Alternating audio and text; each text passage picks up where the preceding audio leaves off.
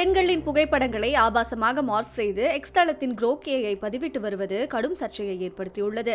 X தளத்தில் பயனர்கள் வெளியிடும் புகைப்படங்களை சிலர் ஆபாசமாக மாற்றித் தரும்படி Grok-ஐ அணுகுகின்றனர். ஒரு பயனர் புகைப்படத்தில் உள்ள பெண்ணை பிகினி உடையில் மாற்றித் தரும்படி கோருகிறார். Grok AI-யும் உடனடியாக அதை செய்து தருகிறது. இதேபோல பலர் பெண்களின் புகைப்படங்களை தவறாக சித்தரிக்க Grok-ஐ நாடுகின்றனர். அரசியல் தலைவர்கள் குறித்தும் மோசமான சித்தரிப்புகளை Grok வழங்குகிறது. பிரதமர் நரேந்திர மோடி அடங்கிய ஒரு குழு புகைப்படத்தை வழங்கி அதிலிருந்து கல்வி படிப்பை தாண்டாத ஒருவரின் புகைப்படத்தை நீக்க சொல்லி ஒரு பயனர் கோருகிறார். அதற்கு Grok நரேந்திர மோடியின் படத்தை நீக்குகிறது. இப்படியாக பயனர்கள் கூறுவதற்கேற்ப திரைக்கலைஞர்கள், பெண்கள், குழந்தைகளின் புகைப்படங்களை ஆபாசமாக மாற்றுவது, அரசியல் தலைவர்கள், பிரபலங்களை மோசமாக சித்தரித்து பொதுவெளியில் பதிவிடுவது என Grok-இன் போக்கு கட்டுக்கடங்காத AI தொழில்நுட்பத்தை தவறாக பயன்படுத்துவதால் ஏற்படும் ஆபத்தை வெளிச்சம் போட்டு காட்டியிருப்பதாக சிலர் வேதனை தெரிவிக்கின்றனர். இது தொடர்பாக எக்ஸ் தளத்தில் எழுப்பப்பட்ட புகார் பதிவுகளுக்கு பதிலளித்த Grok AI சிலர் நெறிமுறைகளை மீறி செயல்படுவதாகவும் இதுபோன்ற பதிவுகள் குறித்து எக்ஸ் தளத்திலேயே புகார் அளிக்குமாறு கேட்டுக்கொண்டது. மார்ஃப் செய்யும் இந்த அம்சத்தை எக்ஸ் தளத்திலிருந்து நீக்க வேண்டும் என உலகளவில் கடுமையான அழுத்தங்கள் அதிகரித்து வருகின்றன. இந்தியாவில் Grok AI தடை செய்ய வேண்டும் என குரல்கள் வலுத்துள்ளன.